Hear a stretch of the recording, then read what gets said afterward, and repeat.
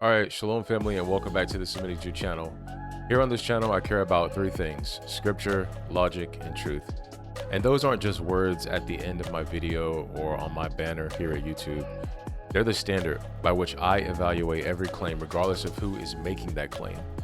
So before we begin, I want to sincerely thank every one of you who watched part one and who challenged me respectfully, who agree with me respectfully, and those of you who disagreed with me as well.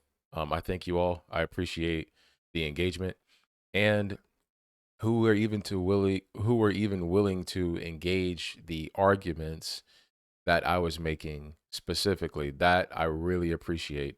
Um, the personality stuff, to me, that's irrelevant. It's irrelevant, who is speaking per se. What's more important is what is coming out of the mouth, because obviously that is the most important thing, because out of the heart proceed everything. Okay. So again, I appreciate all of you. Now, in part one, I wasn't arguing that Brandon Tatum should not have interviewed witnesses. We know that Brandon Tatum has a history of being very biased with respect to the European Americans who identify as white. He's very biased with respect to that community, and um, intentionally, um, it appears to be very nefarious with respect to his own community. Okay, so I don't know if Brandon Tatum is actually ethnically a Negro or not, but his attitude towards black people is very seems very disparaging. You can check his social media for that criteria. I know some people will disagree, and it's usually uh, European Americans who disagree with that statement. So there's a bit of irony in there. But again, I wasn't defending Ben Crump in my last analysis. I wasn't accusing Warren of lying, right? My argument was very simple. What Warren did, what Warren gave, what Warren is giving is called witness testimony, and it's just evidence. It's not a conclusion. Oh, well, we can finally get on with our lives. Nolan drowned. We're sorry. Nolan was a great guy. Let's move on with our lives. On the basis of what? Because a European American by the name of Warren gave a testimony. He gave a testimony. Okay, witness testimony is evidence, but it is not proof by itself. So the question isn't whether Brandon Tatum interviewed people or is interviewing a person who is related or connected to um, this high profile case. The question is whether the conclusions he asks the audience to reach, you and I, everyone else, are actually supported by the evidence that's being presented. Now, Brandon has released part two, and I believe part three is coming at some point. So I wanted to get on this while I have time. Um, I don't have much time. The university is picking up soon, so I don't know how long this case is going to go on, but I'm going to try my best to stay on top of it. Again, I appreciate the new subscribers. Um, so I don't know when that is coming, but I'll do my best to stay on top of this, because I have been tracking, and I'm tracking on social media, the climate, etc. So, but again, I actually believe that this interview is, in terms of what is revealed, is it goes above part one.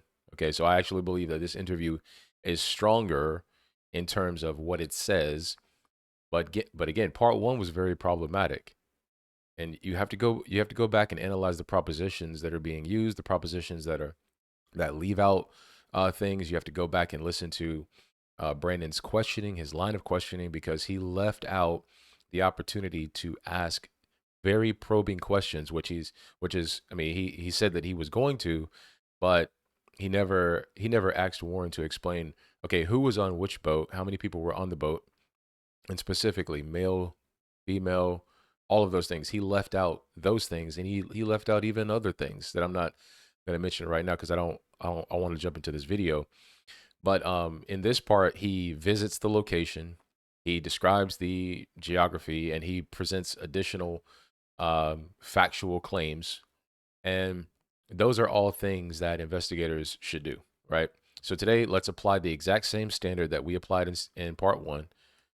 regardless of personalities, regardless of politics, right, left, which is absolutely insane. If you think someone's wrong because they're liberal or Democrat, or you think someone's right because they call themselves conservative or Republican, it's asinine. The only thing that matters is logic, and so logic is not personal. Logic is axiomatic. Okay, as a mathematician, do not disrespect logic by saying that everyone has their own logic. There's no such thing as that. Okay, many people misuse that term. Okay, so again, this is not about personalities. This is not about politics. Not about emotions. This is about scripture, logic, and truth. So let's begin this interview, part two. Some of the boys that they're accusing wasn't even on the boat that Nolan was on. If I'm sitting waist deep in water and all my friends are, everybody's leaving their phone on a boat. I open the back hatch and there's water up to the batteries. And that is obviously not good. Nolan decided to stay on the island with the girl that he was with. And the girl is a witness to that too. Yeah. We're in Mississippi right now. We're getting ready to recount the exact path that the boys took, also with Nolan Wells, from where they docked the boat at, all the way out to Horn Island and back. The boys are going to explain to me exactly what went on, how many people were there, how many boats were taken out, which I think the world is going to be completely dumbfounded when they realize what the truth really is, because the lies have been pervasive. So we're right here where Nolan left on the boat, and you'll find out how many people were there, how many boats, and then we're going to take that same path out. I'm going to go look at Horn Island and see exactly where they could have been, to get a perspective that the media don't even care to try to do. And then we're going to take the trek back, and we're going to find out exactly what happened to Nolan. This is the reason why I'm here, man. I want you guys to have a voice. I want you guys to be able to speak out and show what the truth really is, and then let the world decide. I just don't want you guys to end up in a situation where your story never gets heard. Right here. Okay, before he goes into that, right, I want to stop him. So again, Brandon has not presented the evidence yet, but for some reason, maybe it's his editing team, I'm not really sure. The footage is in reverse. I'm not really sure, but he's coming to conclusions at the very beginning, right? He's stating his conclusion at the very beginning, right? Which is, I don't know if that's his strategy or what, but pay attention. Brandon has not presented the evidence yet, but he has already announced the truth, okay? And again, people play with terms like fact, truth, logic. I don't think many people understand what those terms actually mean, okay? Those terms are very, very, very important terms that we need to be careful to use in their proper context. He says these young men are going to explain exactly what happened, okay? And then he says that the world is about to discover what the truth really is. Okay. That tells you everything you need to know about this presentation. He did the same thing at the very beginning in part one. The conclusion came first. The interview is coming second. So again, this is not an investigation searching for the truth. This is advocacy searching for confirmation. That's what this is. Brandon did not arrive asking, what does the evidence establish? He already came to the conclusion, and then he went to Mississippi. Or I should say, I saw someone gave me a receipt, sent me a receipt showing that his mother, the judge, reached out to Brandon Tatum to get this interview done. So again, Brandon is not arriving in Mississippi asking, what does the evidence establish? Whether they did it or not. He's not taking a neutral stance. He's arriving, declaring who was truthful, who was lying, and what the audience should believe before the presentation even begins. So then he says, we're going to find out exactly what happened. No, we are not. We are not going to hear one side. Excuse me. We are going to hear one side recount what it says happened. And that may become important evidence, but we still have to look at the statements, because testimony does not become established truth because Brandon Tatum, I was going to call him Brandon Tantrum. A video came across my timeline that said that, whatever. But I mean, he definitely, that may be a true name, right? But anyway, just because he says it and puts it on camera and puts it in front of you doesn't make it true. Okay. Because even though he's going down there giving these boys a voice, I mean, there's nothing wrong with that. But saying, I want these boys to have a voice, I mean, it sounds noble, right? The media's not giving you a voice. We don't know that. Ben Crump didn't reach out to them. We don't know that. That's all speculation. Who said that? I don't know if there's any evidence about that. I mean, you can let me know in the comment section, but who has made that claim besides them? And so a microphone is not a cross-examination. Giving someone a platform is not the same as testing their claims. Everyone deserves to speak, but nobody deserves to have their statements treated as unquestionable truth. These people are not God, nor should you just automatically believe them just because they're white people with money. I'm sorry. That's just like going to the dentist office and then, seeing a white doctor there and you're like, oh, yeah, I know this is going to be a great experience. And then going to another dentist office and you seeing a black dentist and you're like, oh my gosh, I know this is going to be a terrible experience. That is preferential treatment. Okay. Just because they're white doesn't mean you're going to get the best experience. Just because they're black doesn't mean you're going to get the worst experience. That's a logical fallacy. And if you're one of those people who thinks that way, something is something is really wrong with your cognition. But nevertheless, let's continue. Is where Nolan and probably 20 other kids got on the boat. So it's not just Nolan and 3 other kids. That was a lie. That was a myth. I'm going to prove that. Right here is where the kids were docking, and we're going to show you a video that coincided. I'm going to walk at the exact angle that the video is being broadcast from, so you know that I'm exactly where I say I am. But the boys were here. Tons of people you'll see on the video is getting onto the boat, and they took 3 boats out. It wasn't just one. It wasn't just Nolan and 3 and 4 boys. It was a multitude of people on several different boats. And some of the boys that they're accusing wasn't even on the boat that Nolan was on. But let me show you from the vantage point where I have the video to prove that I'm here where I say I am. And so right now, here's the angle that you're gonna see on the footage. It's just from probably that boat to, maybe about 30, 40 feet here to the right. And this is where the video is showing how many people were actually out there, actually getting on the boats. So therefore it debunks very clearly that it was only Nolan and 4 boys going out here to Horn Island.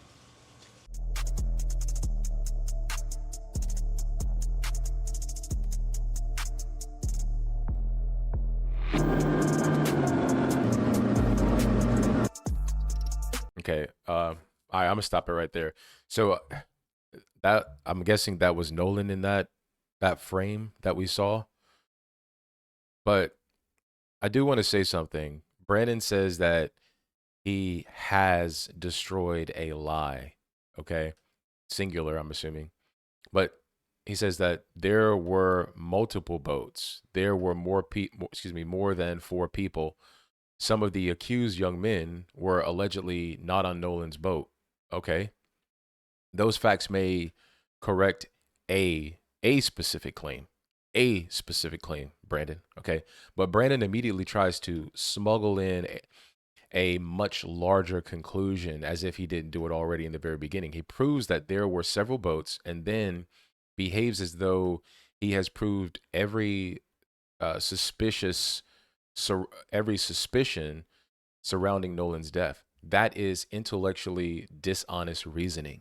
And that's terrible deduction. He would definitely not live long in my course in logic. He just wouldn't. He would struggle based on what I've seen. Proving that 20 people left the dock does not prove what happened later. Proving that 3 boats existed does not prove who last saw Nolan. How is it possible that you don't know who was on each boat? That just doesn't make any sense to me. Proving that one person was not on Nolan's boat does not establish where that person was during every relevant moment. And once again, Brandon says something that was a lie. Who lied? Name them. Play the statement in this footage. Show the audience the exact words, because right now Brandon is fighting a ghost. he creates this vague possible, this vague possible version of the opposing argument and then labels it as a lie and then declares a victory over it. That's not debunking. That is a straw man fallacy. A straw man fallacy is when you take something and then you water it down and then put it in place of what the actual argument was with dramatic background music and beautiful footage, the best quality video that you can possibly find. You do not get to call an entire narrative false because you connected one detail inside it. That's not logic. That is manipulation.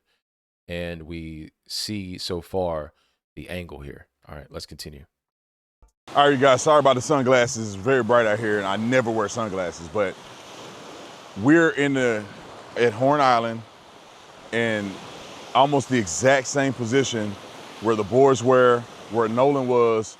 So if you look out right here, just so you guys can get a perspective, you have the Horn Island here, but I want you guys to put this in your mind what this was like on that day.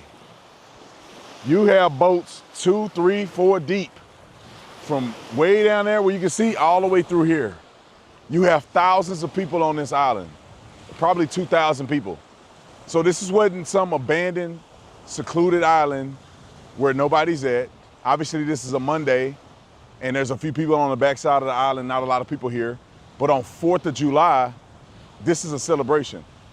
And so this wasn't a small place where 4 boys took their black friend and dropped him off and never seen him again. This place was flooded with people. Tons of people, multiple boats, multiple friend groups. I mean, everybody's here having a good time. And then the boat gets towed out because it was getting ready to sink. And so, and from what I was told, they told Nolan, get on the boat, man, get on the boat, get on the freaking boat. And he decided, because he's an adult, that he was gonna stay behind. And all the boys that they've been accusing, and they saying it had something to do with his death, they were all gone at 4:30. They were all gone. And they told Nolan to get on the boat, he didn't. And then there was a report of somebody seeing Nolan around 6:30-ish. And so for them to come out and claim these lies, won't take the time to come to Horn Island, won't take the trip out here to figure out what happened, won't talk to anybody, pushing an agenda is wrong. And that's the reason why I came out here. I wanted to see for myself, what did this look like? What could have happened? You know, does the stories line up based on what I've seen and what I've heard from people that live here that were involved in this situation? This is where the lie started. People were putting out on social media, knowing that they're lying, that this is what it was like on a day that Nolan and his friends came out here to Horn Island. And if it was 4 or 5 people and they came out here and Nolan was with them and maybe it was a few people out here like it is today and Nolan came up missing, then maybe it would be suspicious. But they didn't take the time to give context to the people because they're evil and they're liars. So if it was like that right now, when the situation happened, I can see how people had a concern. But you gotta replay this moment with thousands of people here. If anything would have happened directly involving Nolan and his friends, you can't tell me that thousands of people wouldn't have seen anything happen. And so that's pretty much why I want to come here and show you guys. This is what they want you to believe it was like on that day, which is a lie. They want you to believe they came to a secluded island, just 4 of them, and then Nolan is left behind, and then his body's washed up on. Okay, I just want to stop him, right? Here's his argument is falling apart because Brandon's reasoning is this. He says that there were thousands of people on the island, therefore nothing suspicious could have happened without somebody seeing it. That argument is absolutely absurd. People are assaulted in crowded places. I mean, come on, people are abducted in crowded places. Women are, sexually assaulted in crowded places. Mass shootings happen in crowded places. I mean, I can go on. People disappear from festivals all the time. People drown at packed beaches. People overdose at parties surrounded by other people. Crowds do not create omniscience, okay, or omnipresence. 2,000 people being somewhere does not mean that 2,000 people were watching Nolan. According to his friend, his best friend said he wasn't even concerned about Nolan's whereabouts, but then all of a sudden, when it came time for them to leave the island, now he knows where Nolan is, and now Nolan is objecting to getting on the boat, and I'm assuming he's going to shift the responsibility from them now that they're gonna that they're gone to someone else. Now he's someone else's responsibility. But it does not mean that they knew who Nolan was, those people. It does not mean that they understood what they may have witnessed. It does not mean that they were sober. It does not mean that they were paying attention. Just because there's 2,000 people on there, I mean, come on. Like you got to be more intentional. And it certainly does not mean that they saw what happened after different groups began leaving.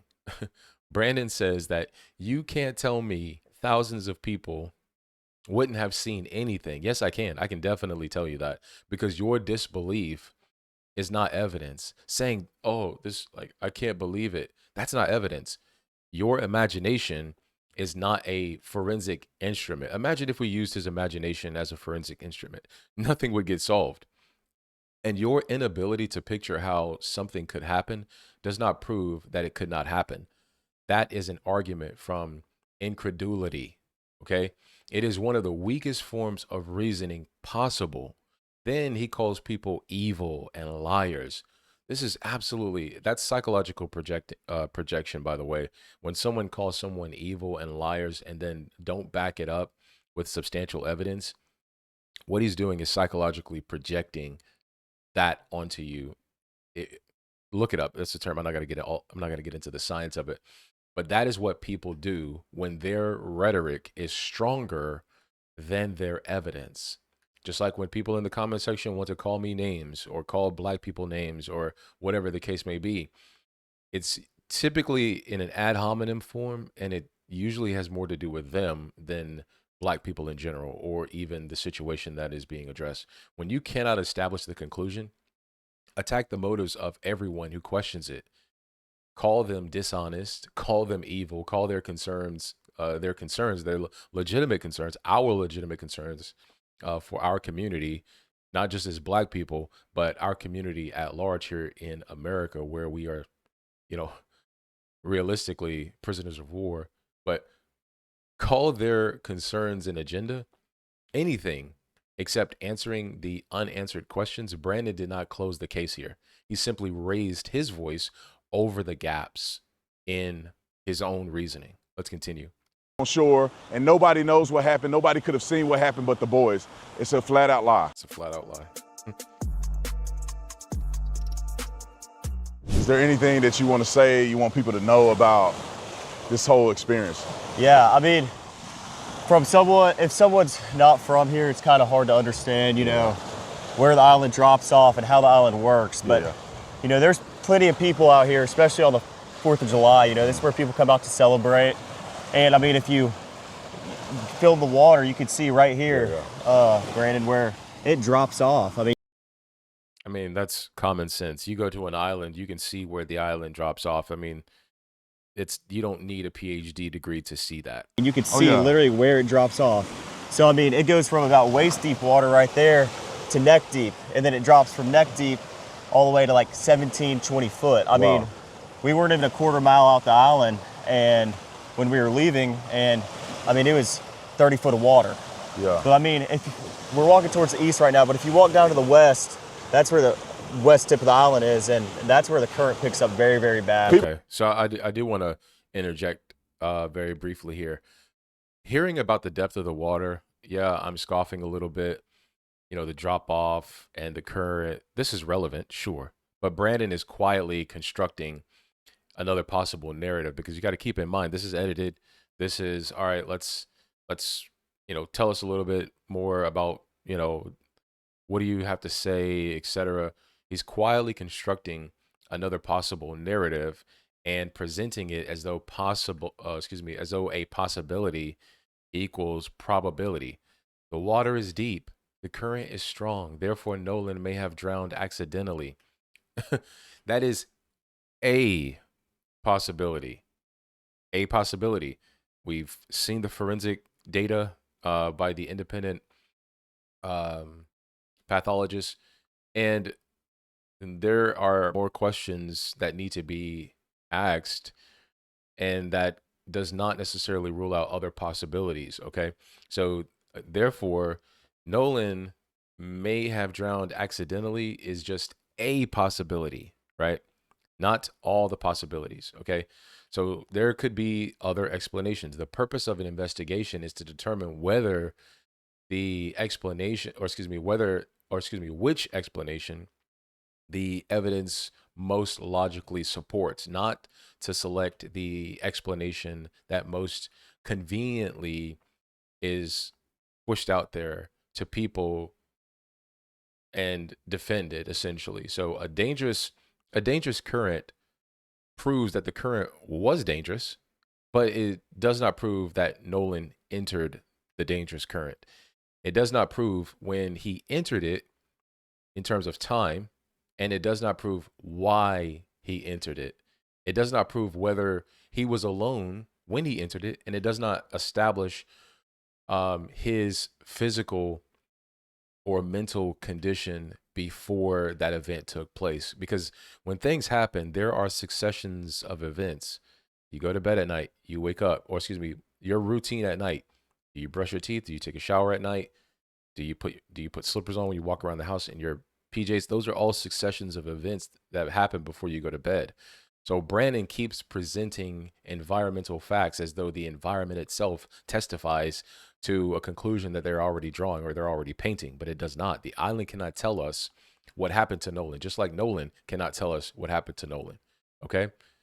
Those two things are mutually exclusive, but let's continue. Talk about the phone situation. I want Right. to, because the way you articulate it, I just walked in the water with my pants, Right. they're wet. And you can tell right away that if you're hanging out in the water, Right. it doesn't appear, in my opinion, that you would have your phone on you. Is that typical for people to have their phones, or? No, I mean, people come out here, especially on the 4th and, Memorial Day, days like that, they come out here to celebrate, and people get on the water to be off their phones, first off. Second off, if I'm sitting waist deep in water, and all my friends are, everybody's leaving their phone on a boat, in a lake, if you're sitting on a pond, and no one's getting out of the water with their phone in their hand, unless, it's to take a quick picture. But most of the pictures taken on the 4th of July were on the boat. Yeah. I mean, and, salt water, if you drop your phone in salt water, most of the time you're not going to get it back. Yeah. I mean, especially the water's murky right now because there's been a lot of rain. You can't see, the visibility isn't good. The water isn't clear like it was last year around this time. And, no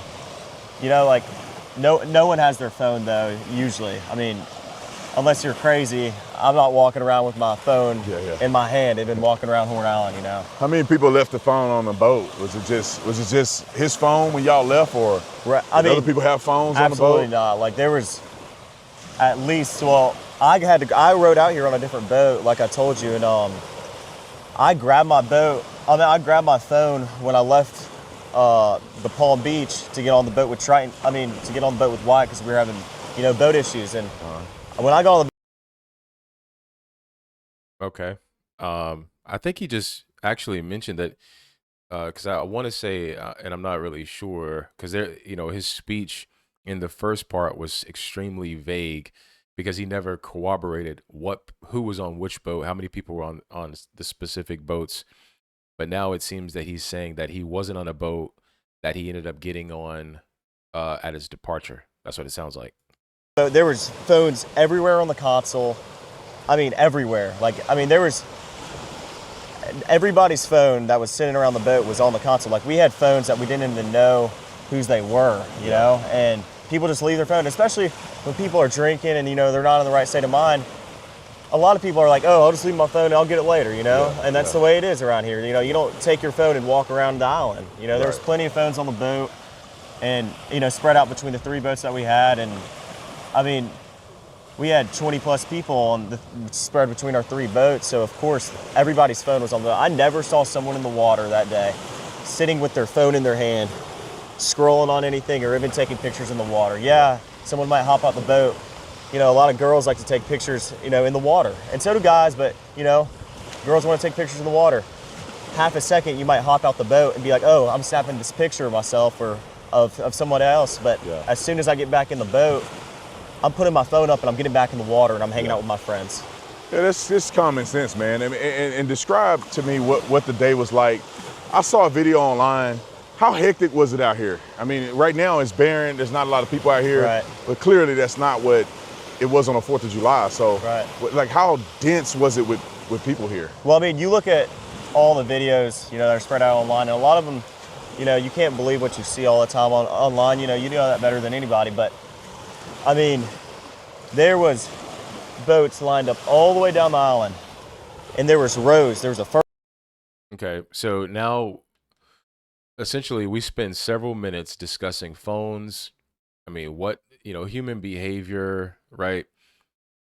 Phones on boats, phones near saltwater, phones left on consoles, phones everywhere. And after all of that, we are no closer to answering what happened to Nolan, what happened to his phone. This is essentially a distraction being inflated into some type of revelatory thing that they want you to believe. Yes, people probably left their phones on the boat. That is believable.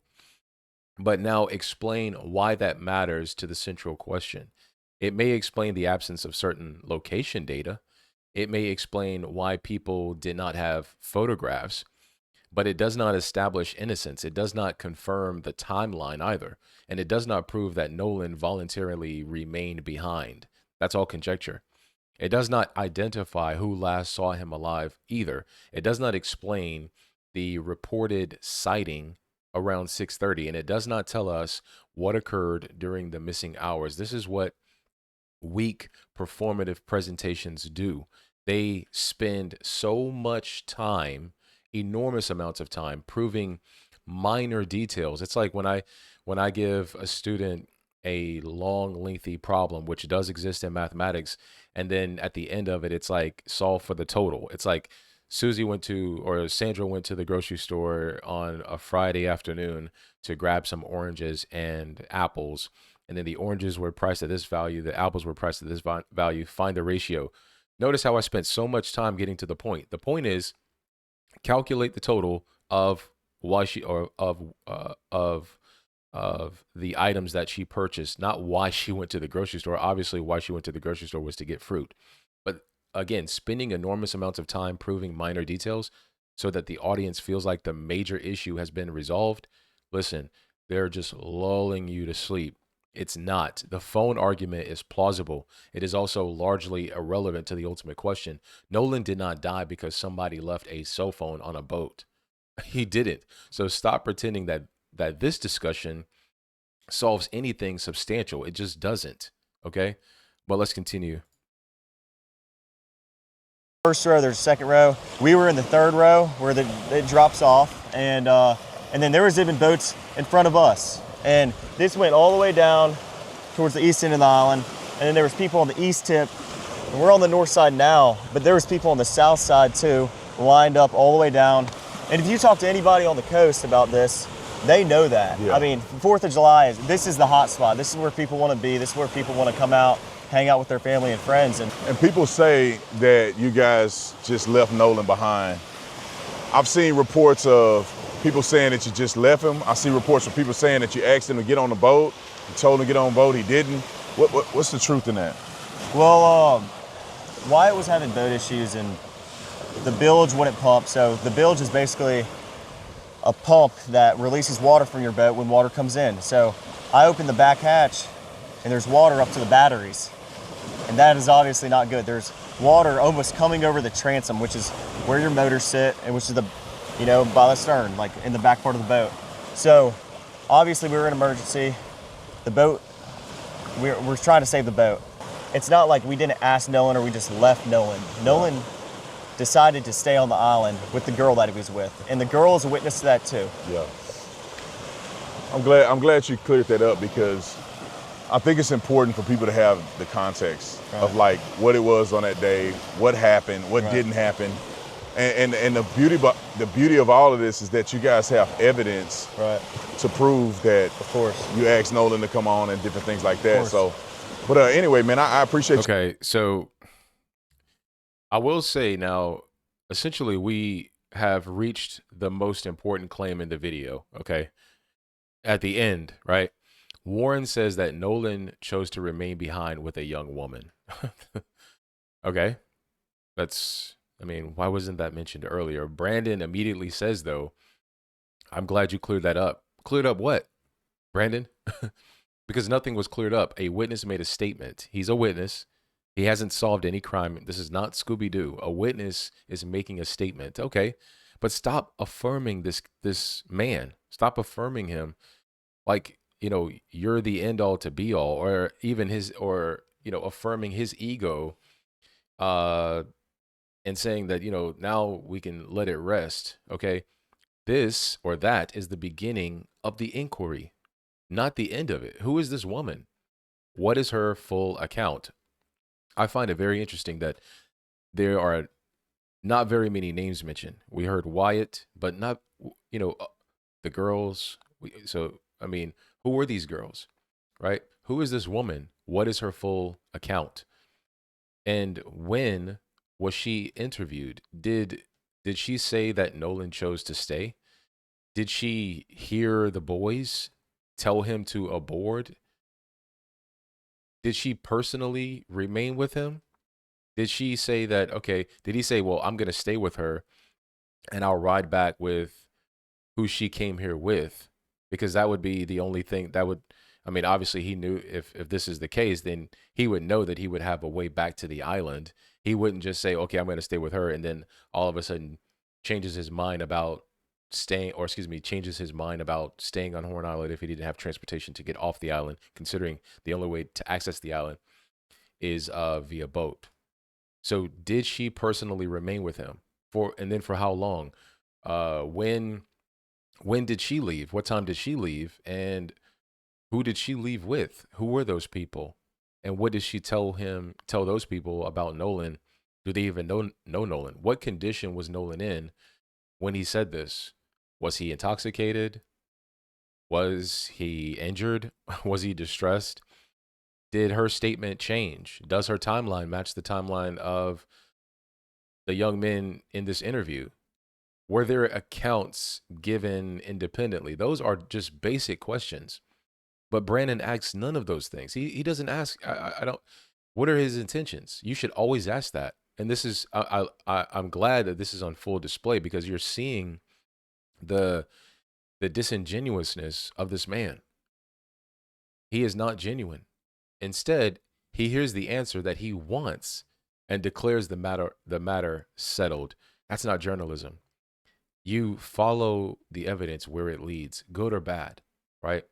That's not journalism. That's not investigation. I just don't understand it. For me personally, I'm not like this. This is why I have a hard time watching these interviews, because it's just riddled with bias. The confirmation bias is happening live for us to see, but he cannot see it. Then Brandon says, you guys have evidence. Where is it? Where is it? Show it. Do not tell the audience evidence exists. Present it. Do not say that there's proof. Produce the proof. Do not say, witnesses confirm the story. Interview the witnesses and test the contradictions. Brandon repeatedly substitutes assertions about evidence for the evidence itself. I have evidence is not evidence. I have evidence is not evidence. Again, I have evidence. If I said I have evidence, okay, show me the evidence. But saying it, that's irrelevant. She is a witness, is not her testimony. We cleared it up is not corroboration. And if I say I believe them, that's not proof. That doesn't make any sense. Let's continue. Yes, sir. Give me a rundown of kind of what it was like on that day. Right. And hopefully people can understand what the truth is, right, and make their own decision on facts. Right. Based off people, there's not a lot of people that are from the Mississippi Gulf Coast that don't understand Horn Island and don't understand the way boating works. And, boating is a tight-knit community. I like to fish a lot, and, there's, everybody, a lot of people know a lot of people. Everybody knows everybody. I know a lot of fishermen on the Gulf Coast. They know me and my buddies because we like to go in the water all the time. That's what we do in the summer. And, a lot of people from the Gulf Coast know the truth behind, oh, you don't take your phone out the boat. The little facts. it's a difficult subject. This Horn Island's like 11 miles long, you know, not to be exact, but around 11 miles long. It's not like this is a sliver of an island, it's a quarter mile, it's like a sandbar. No, this goes on to, even if we came around this corner right here, Brandon, we couldn't even see the end of the island. Oh, Because really? it is that long. Really? Yeah, I mean, I thought that was the end right there. no. I mean, it goes all the way down there, and I mean, it's a big island. There's a lot of people out here, and I mean, that's the truth. That's the way it was. Okay, so Brandon essentially ends by saying that people should make their own decisions, I'm assuming, right?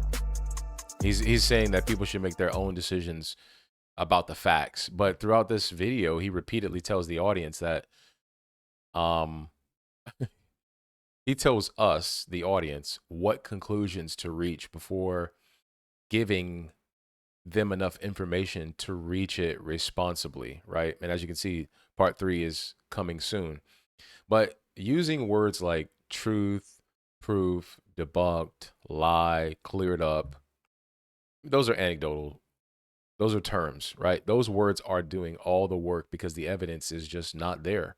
Calling something proof does not make it proof. Calling a disputed statement a lie does not prove that the speaker knowingly lied or is withholding information. Calling your interpretation the truth does not eliminate every competing explanation. So Brandon traveled to Horn Island. Good. But that gives him geographical context. It does not make him an eyewitness to Nolan's disappearance. He stood in the water and now his jeans are wet. Okay. That tells him that the water is deep. It does not tell him how Nolan died. And he interviewed a young man connected to the day.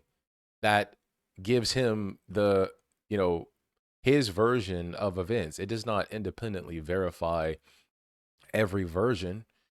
He showed multiple boats, or he mentioned multiple boats, but that may disprove one claim about the number of boats, but it does not disprove every concern surrounding the case. This entire video is just built around one repeated trick in my mind, and that is establishing a small fact, stretch it out into a broad conclusion, and then attack anyone who refuses to make the same leap. That's not truth seeking. That's narrative management. He's essentially, this is his bread and butter, a narrative, and let's go down here with it and let's make sure we solidify it. So part 2 gave us more claims, more scenery, more confidence, more accusations, but confidence is not evidence. And scenery is not corroboration. And a friendly interview, is not an investigation. Brandon did not prove what happened to Nolan. He went down here on some buddy, and this was all emotional, performative. He proved only that he already decided what he believed happened and then built a video around that decision. That's exactly what this is. So in conclusion, family, let's pretty much summarize what we just watched. Part 2 gave us more information than part 1. I'll be honest. It gave us the layout of Horn Island. Of course, you can Google that, and I'm sure people did at the onset when they found out about this case. But we already had it. It gave us an explanation about the boats, not who was on which boat. Okay, no mention of any other names except for Wyatt and then a girl, right? But there are some statements where he mentions girls, and there are some statements where he mentions other guys. Why is he specifically mentioning Wyatt, in the event that, this boat, there was some traumatic thing that happened with this boat? And why is he saying, a girl? I just find this is very strange. It gave us some context regarding the phones, some context, not all the context, regarding the phones. It gave us testimony that Nolan allegedly remained on the island, albeit not a rational explanation of why he remained on the island. There's a ton of questions Brandon should have asked him. Even if he wanted to speculate, even if he didn't know, hey, look, I don't know, right? I remember my mom always told me, if you don't know something, just say you don't know. It's okay. But those are all pieces of information that deserve to be considered. quite frankly, we already deduced those things a week ago, but none of those things relieve us of our responsibility to examine, corroborate, and test the evidence before reaching any rational conclusions. Because what they're doing, that's skepticism. Okay. But justice is something that follows the evidence no matter where it leads, whether he drowned or not. But so many people are making conclusions already without. I mean, this situation is so wide open and is actually very. I mean, it is just is it's sinister either way, right? Because a human being has lost their life, okay, or does not have life in their body anymore. So one of the reasons I love the scripture is because biblical justice has always required careful examination, always, not assumptions. I'll give you an example. One witness shall not rise up against a man for any iniquity or for any sin. At the mouth of two witnesses or at the mouth of three witnesses shall the matter be established. So notice Brandon is not following the law. Deuteronomy chapter 19, verse 15. That's where that verse is from. Brandon is not following that law. He's already coming to a conclusion, which tells you that he's wicked according to God's standard. Okay. And then Solomon reminds us that he that answereth a matter before he heareth it is folly to him. I read that passage in part one. I mean that verse in part one. So that's Proverbs chapter 18, verse 13. Those principles didn't disappear because we're discussing a modern case. They still apply, whether it's Brandon Tatum, Benjamin Crump, Al Sharpton, law enforcement, the media, or even me.